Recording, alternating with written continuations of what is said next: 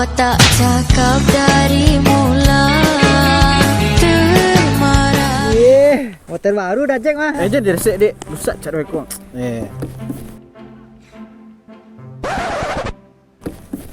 Cubalah kami naik motor baru kau dah. Jan dik, rusak motor baru dah kau. Cepet naik salah ni. Cepet naik. Siapa makak lu kau? Jadi orang ambil TikTok mama makak lah. Kau pasal dah buat. Pasal dah buat sebab tak. Woi karapai. Nampak dia ambil TikTok dah, memakak saya mah. Pacah muncuang tu.